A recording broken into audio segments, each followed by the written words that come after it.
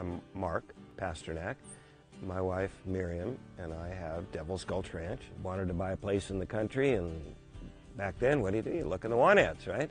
So I found acreage in Nicasio for $550 an acre and figured out I was going to buy that. I had no idea what I was doing. I'm a firm believer that it's way better to be lucky than smart. I moved there and started farming, raising animals. I had horses. They were my first love, but pigs came on the scene pretty quick because they're just easy to raise. They're nature's greatest recycler, and they eat a bunch of garbage and produce really good meat.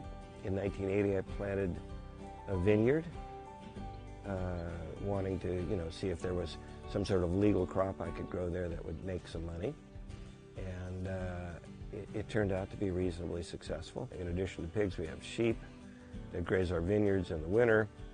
We have livestock guardian dogs that guard the sheep, and we started raising rabbits with my daughter, who was at Paper Mill Creek with 4-H. My wife is a veterinarian, and her passion is international ag development stuff, but having the kids, she wasn't doing a whole lot of traveling, and started doing a 4-H project with them with the rabbits, and we were eating rabbit.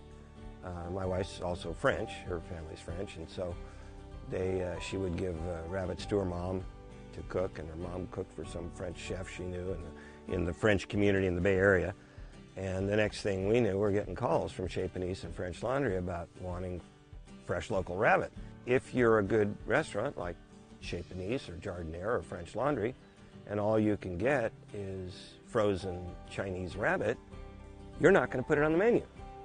So there was this huge pent-up demand for good quality fresh local rabbit, and we had no idea. We gradually expanded from the proverbial 3 rabbits with 2 girls and a boy to, we're somewhere around 2,000 now. My process has been, to figure out what I can do with the resource I have, and then when I max out, I look at other options. In my case, Devil's Gulch Ranch had its limitations. I mean, it's basically goat country. I've made a silk purse out of a sow's ear. I didn't have the option of just staying in the pig business, at least not on my property. I maxed out. Same thing with the rabbits. There are advantages to that in terms of being able to stay focused and more efficient. Only having one thing that you're good at. In this area and in general in farming, that can be risky because, like the grapes this year, I was down 30 to 50%. So, it's important to have the other income from the other sources.